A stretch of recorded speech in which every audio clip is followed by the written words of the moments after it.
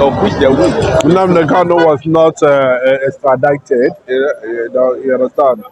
Please, if people are making that kind of statement, check very well before you make that kind of statement. We want to talk about extradition. There are rules and regulations that guides extradition. You have to check whether your government have extraditory treaty with that country. What happened was Kenya was a matter of kidnap. It was not like they did to Nnamdi Kanu. That is not a very wrong assumption that need to be corrected. Nigeria and Kenya are Commonwealth nations, and if there's any need for anybody to seek arrest, there should be processes that need to be followed. Because Kenya is a Commonwealth nation and Nigeria is a Commonwealth nation. And if you look at uh, Finland, and we need to know and check whether actually Nigeria has a extraditory treaty with Finland. Apart from that, what they are trying to tag Simon Epato is quite unfortunate because I don't think it's going to hold any water. They are going to meet a high level of resistance, because if they are coming from that angle, but they were still here in Nigeria telling people in abroad to do one or two things. The Nigerian government go to abroad and tell Nigerians to in abroad to do one or two things. So then how come that Eba is inciting the Nigerians against Nigeria? That is a very wrong assertion. What Eba is an agitator.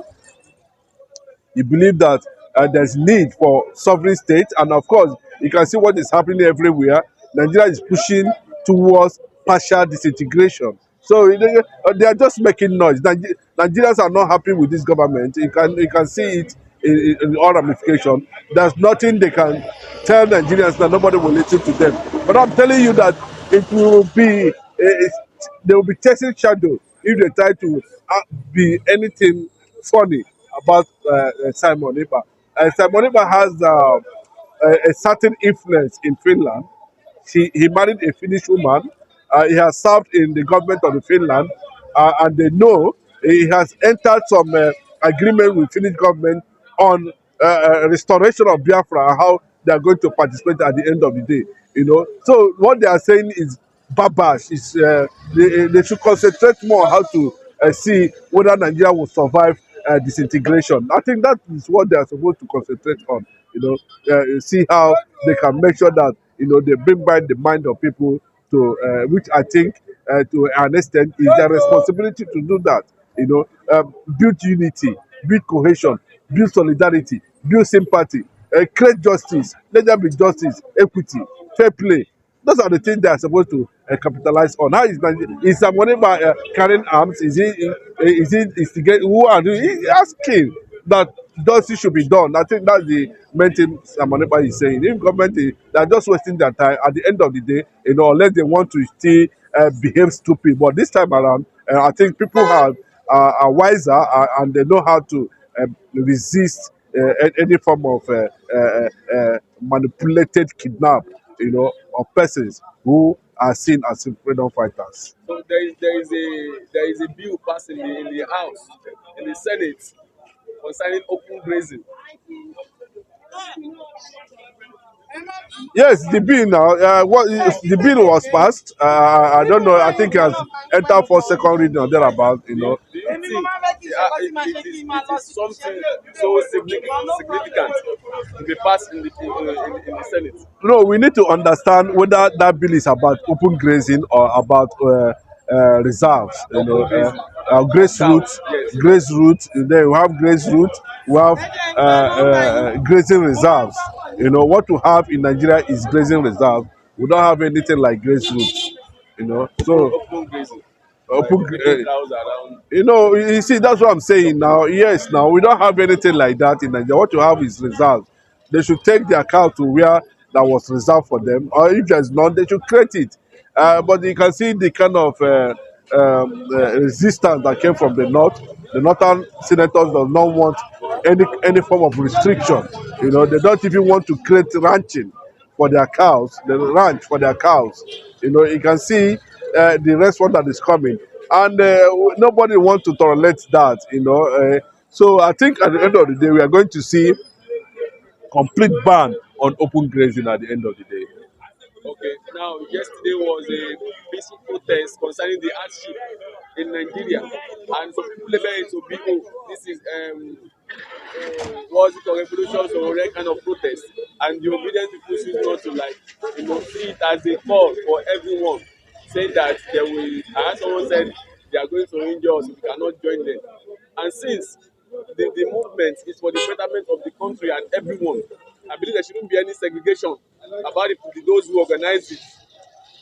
Of course, so whether it's creating a kind of impression that the obedient movement should be tagged evil, and forgetting that the obedient movement are in the same page with what he's trying to achieve. That is where I have deep disappointment against Sowore, Omoloye Sowore. He shouldn't be behaving like that.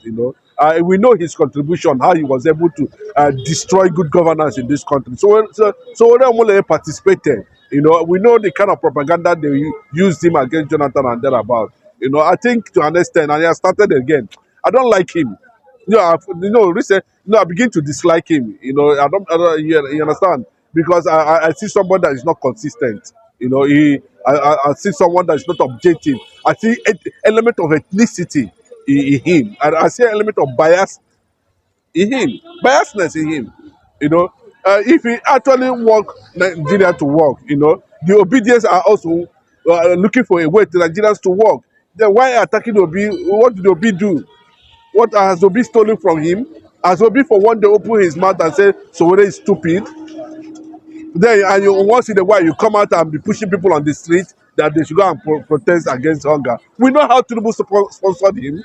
We know how Tinubu used him. We know what APC did with Sahara Reporters, which he was the CEO. So for me, he's beginning to lose credibility on my own side.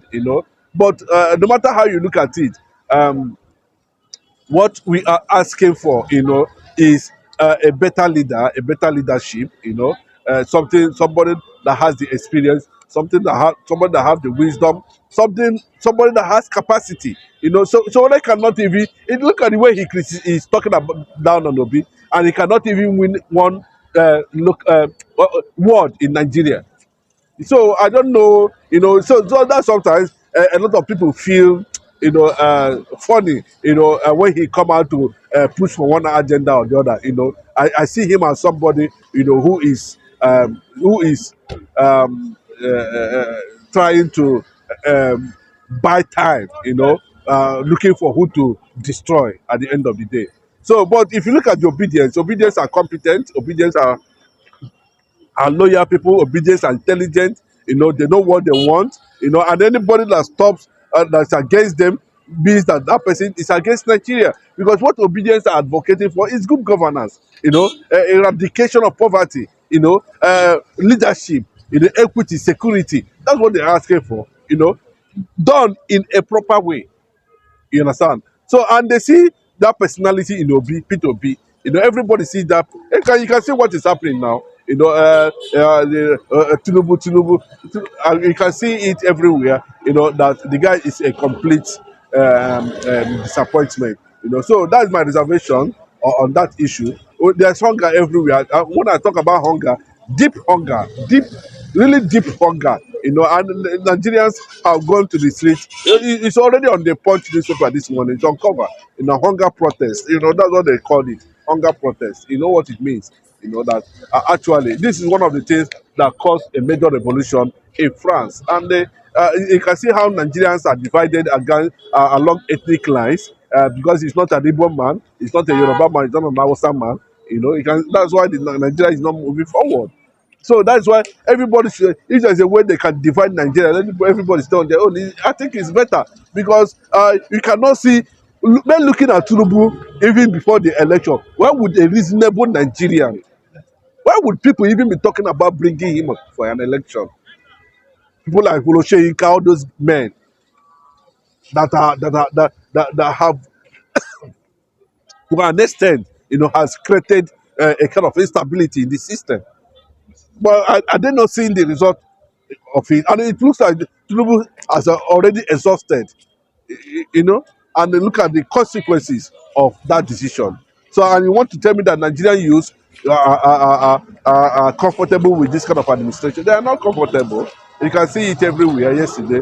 You know, when they come out to say everybody just disappointed. That's unfortunate. Quite unfortunate that we have Tinubu as president currently.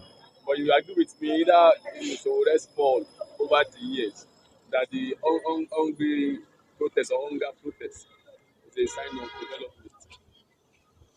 Which It's a kind of great move, rather. no?